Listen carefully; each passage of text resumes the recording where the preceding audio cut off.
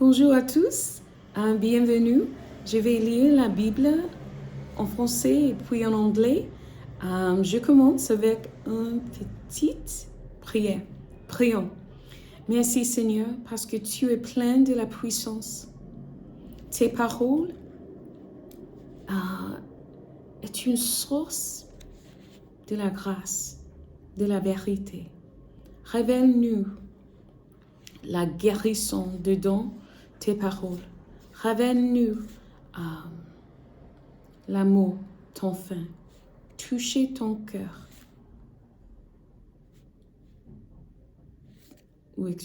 Touchez nos cœurs. Merci Seigneur.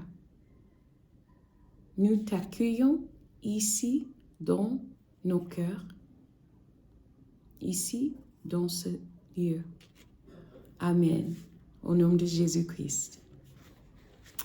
Je commence avec chapitre 19 dans le Nouveau Testament, le livre de Jean, la version seconde 21. Alors, Pilate ordonna de prendre Jésus et de le fouetter. Les soldats tressèrent une couronne d'épines qu'ils posèrent sur sa tête et lui mirent un manteau de couleur pourpre. Puis, s'approchant de lui, il disait « Salut, roi des Juifs !» et il lui donnait des gifles.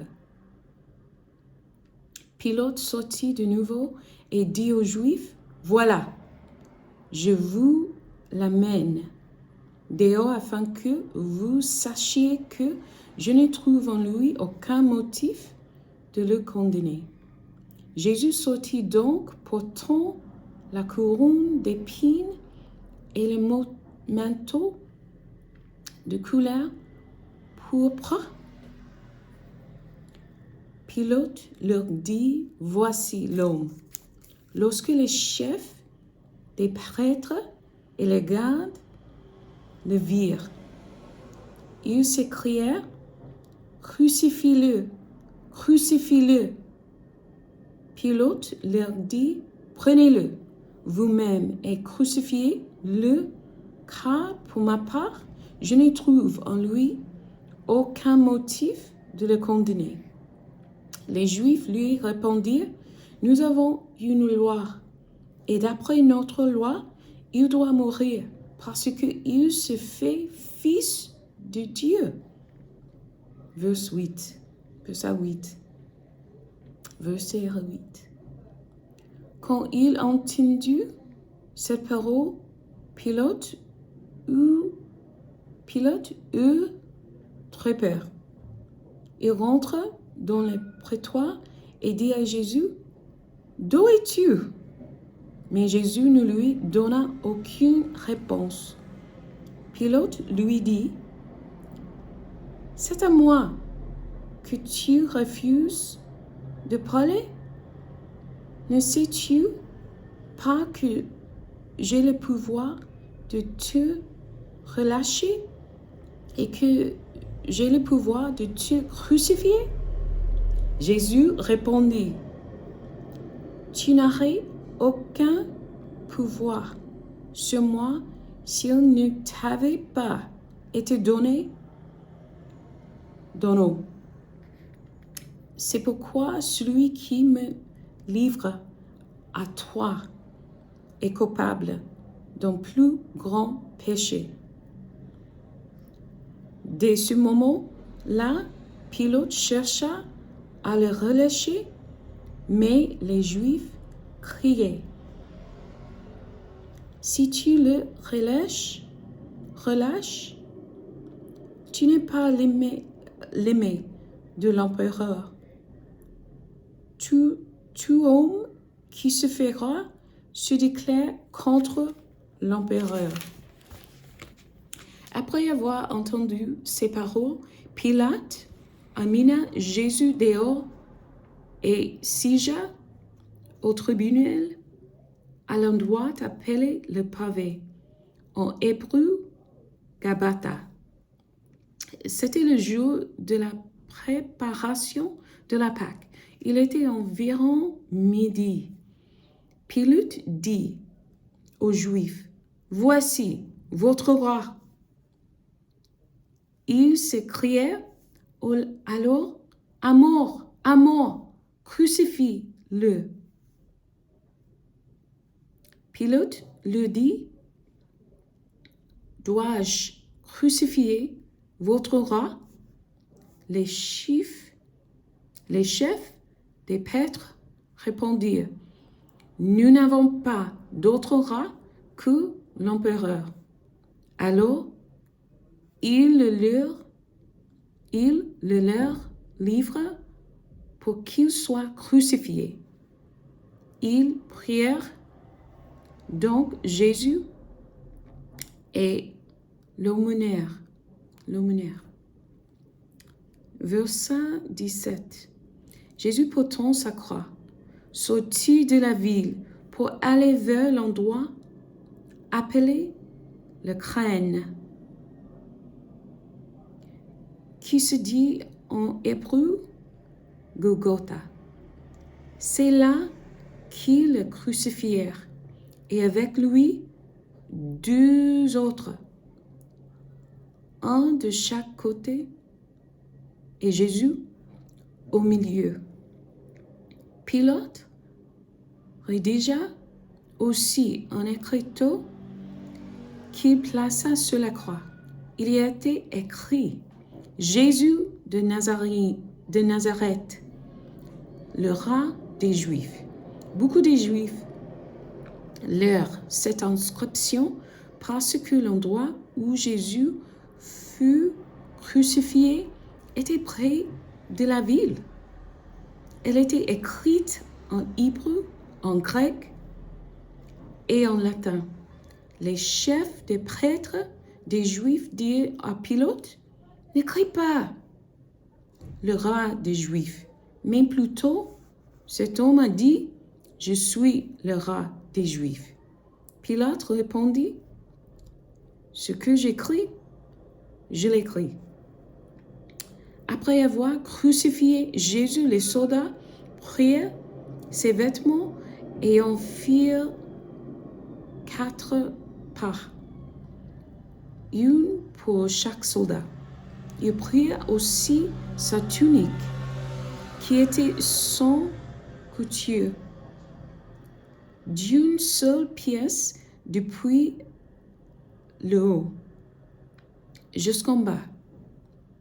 Ils se dirent entre eux, « Ne la déchirons pas, mais tirons au sort pour savoir à qui elle sera. » C'est ainsi que s'accomplit cette parole de l'Écriture. Ils se sont partagés mes vêtements et ils ont tiré au sort mon habit. Voilà ce qui firent les soldats. Près de la croix de Jésus se tenait sa mère, la sœur de sa mère, Marie, la femme de Clopas, et Marie de Magdala. Jésus vit sa mère et près d'elle les disciples qu'il aimait. Il dit à sa mère, « Femme, voici ton fils. » Puis il dit aux disciples, « Voici ta mère. » Dès ce moment-là, le disciple l'a pris chez lui. Verset 28. Après cela, Jésus, qui savait que tout était déjà accompli, dit afin que l'Écriture se réalise pleinement, « J'ai soif. » Il y avait là un vase plein de vinaigre. Les soldats en remplirent une éponge, la fixèrent à une branche d'hysope et l'approchèrent de sa bouche. Quand Jésus eut pris le vinaigre,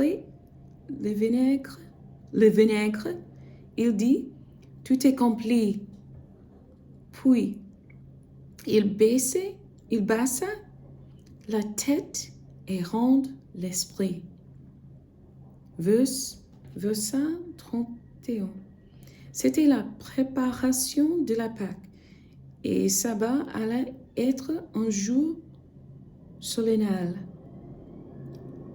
Craignant que les coups ne restent en croix pendant le sabbat, les Juifs demandèrent à Pilate qu'on brise les jambes au crucifié et qu'on enlève les coups. Les soldats vinrent donc briser les jambes du premier, puis du second des condamnés qui avaient été crucifiés avec Jésus. Quand ils s'approchèrent de lui, ils virent qu'il était déjà mort. Ils ne lui brisèrent pas les jambes, mais un des soldats lui transperça les côtés avec une lance, et aussitôt il en sortit du sang et de l'eau. Celui qui a vu ces choses en rend témoignage, et son témoignage est vrai. Il sait qu'il dit la vérité afin que vous croyiez aussi. En effet, cela est arrivé afin que ce passage de l'Écriture soit accompli. Aucun de ces os ne serait brisé. Ailleurs, l'Écriture dit encore, ils verront celui qu'ils ont transpercé. Après cela, Joseph d'Arimathée, qui était disciple de Jésus, mais en secret, par crainte des chefs juifs, demanda à Pilate la permission d'enlever le cou de Jésus. Pilate le lui permit. Il va donc et enleva le corps de Jésus. Nicodème, l'homme qui auparavant était allé trouver Jésus de nuit, va aussi. Il a porté un mélange d'environ 30 kilos de myrrhe et d'aloès. Ils prirent donc le cou de Jésus et l'enveloppèrent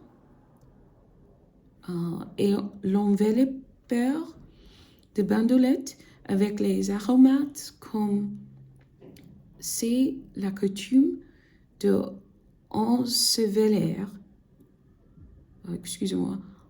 d'ensevelir chez les Juifs.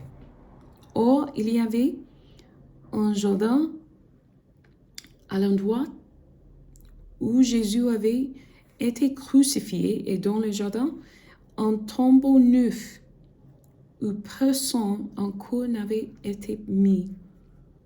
Ce fut là qu'ils déposèrent Jésus, parce que c'était la préparation de la Pâque des Juifs, et que les tombeaux étaient proches.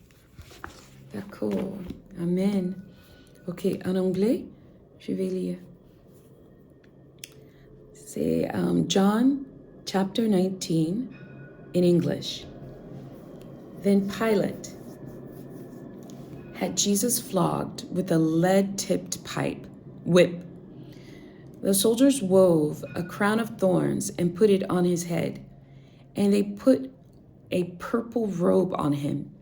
"Hail, King of the Jews," they mocked, as they slapped him across the face.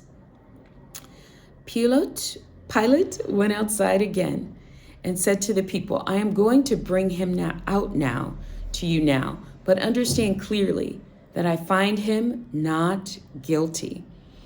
Then Jesus came out, wearing the crown of thorns and the purple robe. And Pilate said, "Look, here is the man."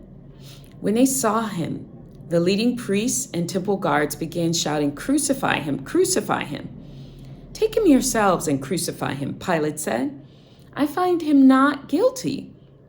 The Jewish leaders replied, "By our law, he ought to die, because he called himself the Son of God." When Pilate heard this, he was more frightened than ever. He took Jesus back into the headquarters again and asked him, "Where are you from?" But Jesus gave no answer. "Why don't you talk to me?" Pilate demanded. "Don't you realize that I have the power to release you or crucify you?" Then Jesus said, "You would have no power over me at all unless it were given to you from above. So the one who handed me over to you has the greater sin." Then Pilate tried to release him, but the Jewish leaders shouted, "If you release this man, you are no friend of Caesar. Anyone who declares himself a king is a rebel against Caesar." When they said this, Pilate brought Jesus out to them again. Then Pilate sat down on the judgment seat on the platform that is called the Stone Pavement, in Hebrew, Gabbatha. It was now about noon on the day of preparation for the Passover, and Pilate said to the people, "Look, here is your king." "Away with him," they yelled. "Away with him, crucify him." "What? Crucify your king?" Pilate asked. "We have no king but Caesar." The leading priests shouted back. Then Pilate turned Jesus over to them to be crucified. So they took Jesus away. Verse 17. Carrying the cross by himself, he went to the place called Place of the Skull, in Hebrew, Golgotha. There they nailed him to the cross. 2 others were crucified with him, one on either side, with Jesus between them. And Pilate posted a sign on the cross that read, "Jesus of Nazareth, the King of the Jews." The place where Jesus was crucified was near the city, and the sign was written in Hebrew, Latin, and Greek, so that many could read it. Then the leading priests objected and said to Pilate, "Change it from the King of the Jews to he said, 'I am the King of the Jews.'" Pilate replied, "No, what I have written, I have written." When the soldiers had crucified Jesus, they divided his clothes among the 4 of them. They also took his robe, but it was seamless, woven in one piece from top to bottom. So they said, rather than tearing it apart, let's throw dice for it. This fulfilled the scripture that says, "They divided my garments among themselves and threw dice for my clothing." So that is what they did. Standing near the cross were Jesus' mother and his mother's sister, Mary, the wife of Clopas, and Mary Magdalene.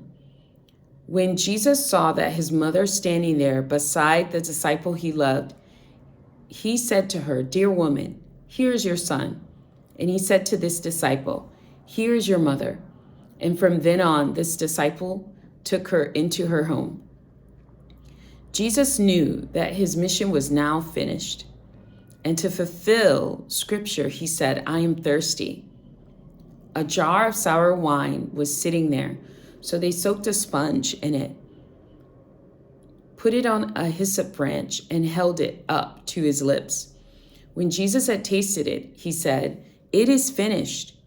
Then he bowed his head and gave up his spirit. It was the day of preparation, and the Jewish leaders didn't want the bodies hanging there the next day, which was the Sabbath, and a very special Sabbath because it was Passover week. So they asked Pilate to hasten their deaths by ordering that their legs be broken. Then their bodies could be taken down. Verse 32. So the soldiers came and broke the legs of the 2 men crucified with Jesus. But when they came to Jesus, they saw that he had already died. So they didn't break his legs. One of the soldiers, however, pierced his side with a spear, and immediately blood and water flowed out. This report is from an eyewitness giving an accurate account. He speaks the truth so that you also may continue to believe. These things happen in fulfillment of the scriptures that say, not one of his bones will be broken, and they will look on the one they pierced. Afterward, Joseph of Arimathea, who had been a secret disciple of Jesus because he feared the Jewish leaders, asked Pilate for permission to take down Jesus' body. When Pilate gave permission, Joseph came and took the body away. With him came Nicodemus, the man who had come to Jesus at night. He brought about 75 pounds of perfumed ointment made from myrrh and aloes. Following Jewish burial custom, they wrapped Jesus' body with the spices in long sheets of linen cloth. The place of crucifixion was near a garden where there was a new tomb, never used before. And so, because it was the day of preparation for the Jewish Passover, and since the tomb was close at hand, they laid Jesus there. Sois béni, be blessed. Au nom de Jésus-Christ.